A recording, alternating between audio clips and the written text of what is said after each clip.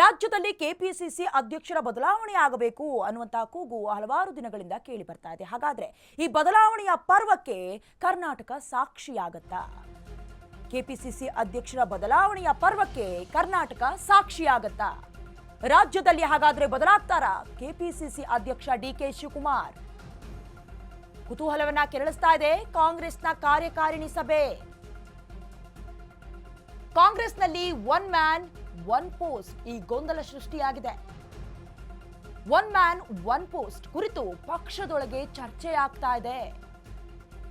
ಇಂದಿನಿಂದ 2 ದಿನ ಎಐಸಿಸಿ ಅಧಿವೇಶನ ಎಲ್ಲ ಫೈನಲ್ ಆಗತ್ತಾ? ಹಾಗಾದ್ರೆ ಬದಲಾವಣೆ ಪರ್ವಕ್ಕೆ ಸಾಕ್ಷಿಯಾಗತ್ತಾ ಕರ್ನಾಟಕ? ಇನ್ನು ಕೆಪಿಸಿಸಿ ಅಧ್ಯಕ್ಷರ ಸ್ಥಾನದ ಬದಲಾವಣೆ ಕುರಿತಂತೆ ಹಲವಾರು ದಿನಗಳಿಂದ ಕೆಲವೊಂದಷ್ಟು ಚರ್ಚೆಗಳಾಗ್ತಾ ಇದೆ. ಹಾಗಾಗಿ ಇವತ್ತು ನಡೀತಾ ಇರುವಂತಹ ಕಾರ್ಯಕಾರಿಣಿ ಸಭೆ ಕೆಲವೊಂದಷ್ಟು ಕುತೂಹಲವನ್ನ ಮೂಡಿಸ್ತಾ ಇದೆ. ಈಗಾಗಲೇ ಕಾಂಗ್ರೆಸ್ನಲ್ಲಿ ಕೆಲವೊಂದಷ್ಟು ನೀತಿ ಇದೆ, ಅಂದ್ರೆ ಸಿದ್ಧಾಂತಗಳನ್ನ ರೂಢಿಸ್ಕೊಂಡಿದ್ದಾರೆ. ಒನ್ ಮ್ಯಾನ್ ಒನ್ ಪೋಸ್ಟ್ ಅಂತ, ಅಂದ್ರೆ ಒಬ್ಬರಿಗೆ ಒಂದೇ ಪೋಸ್ಟ್ ಅಂತ. ಆದ್ರೆ ಡಿ ಕೆ ಶಿವಕುಮಾರ್ ಅವರು 2 ಪೋಸ್ಟ್ಗಳನ್ನ ಇಟ್ಕೊಂಡಿರೋದ್ರಿಂದ ಅಥವಾ ಅದನ್ನ ನೆರವೇರಿಸ್ತಾ ಇರೋದ್ರಿಂದ ಅವರು ಕೆಪಿಸಿಸಿ ಅಧ್ಯಕ್ಷರ ಸ್ಥಾನವನ್ನ ಬಿಟ್ಕೊಡ್ಬೇಕು ಅನ್ನುವಂತ ಚರ್ಚೆ ಒಂದು ಕಡೆ ಇದೆ. ಈಗ ಒಬ್ಬರಿಗೆ ಒಂದು ಹುದ್ದೆ ಈ ನಿರ್ಣಯದಲ್ಲಿ ಏನಾದ್ರೂ ಬದಲಾವಣೆ ಸಾಧ್ಯತೆ ಇದೆಯಾ? ಅಗತ್ಯಕ್ಕೆ ತಕ್ಕಂತೆ ನಿರ್ಧಾರಗಳನ್ನ ಏನಾದ್ರೂ ತೆಗೆದುಕೊಳ್ಳಬೇಕಾ? ಈ ಬಗ್ಗೆ ಎಐಸಿಸಿ ಅಧಿವೇಶನದಲ್ಲಿ ಇವತ್ತು ನಿರ್ಧಾರ ಆಗುವ ಸಾಧ್ಯತೆ ಇದೆ.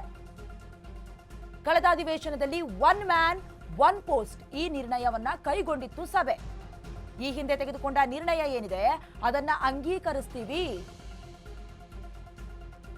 ಹೀಗನ್ನೋ ಮೂಲಕ ಬದಲಾವಣೆಯ ಸುಳಿವನ್ನ ಕೊಟ್ರ ಮಲ್ಲಿಕಾರ್ಜುನ ಖರ್ಗೆ.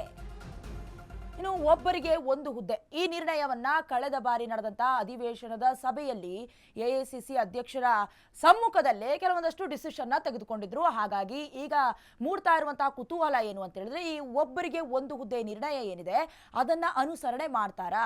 ಈಗಾಗಲೇ ಡಿ ಕೆ ಶಿವಕುಮಾರ್ ಅವರು ನಗರದ ಉಸ್ತುವಾರಿ ಸಚಿವರು ಆಗಿ, ಜೊತೆಗೆ ಜಲಸಂಪನ್ಮೂಲ ಸಚಿವರು ಆಗಿ, ಹಾಗೆ ಕೆಪಿಸಿಸಿ ಅಧ್ಯಕ್ಷರ ಸ್ಥಾನ ಡಿಸಿಎಂ ಸ್ಥಾನವನ್ನ ಕೂಡ ಅಲಂಕರಿಸಿರೋದ್ರಿಂದ ಮುಂದಿನ ದಿನಗಳಲ್ಲಿ ಆ ಕೆಪಿಸಿಸಿ ಅಧ್ಯಕ್ಷರ ಸ್ಥಾನವನ್ನ ಬಿಟ್ಕೊಡ್ತಾರಾ?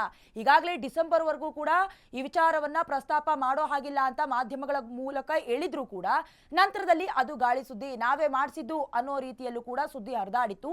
ಈಗ ಎಐಸಿಸಿ ಸಭೆ ನಡೆಯೋದ್ರಿಂದ ಈ ಸಭೆಯಲ್ಲಿ ಇದೇ ವಿಚಾರ ಚರ್ಚೆ ಆಗತ್ತಾ? ಮುಂದೆ ಈಶ್ವರ್ ಖಂಡ್ರೆ ಹಾಗೆ ಸತೀಶ್ ಜಾರಕಿಹೊಳಿ ಕೂಡ ಕೆಪಿಸಿಸಿ ಅಧ್ಯಕ್ಷರ ಬದಲಾವಣೆಯ ರೇಸ್ನಲ್ಲಿ ಇರೋದ್ರಿಂದ ಅವ್ರಿಗೇನಾದ್ರೂ ಆ ಸ್ಥಾನ ಒಲಿಯತ್ತಾ ನೋಡ್ಬೇಕು.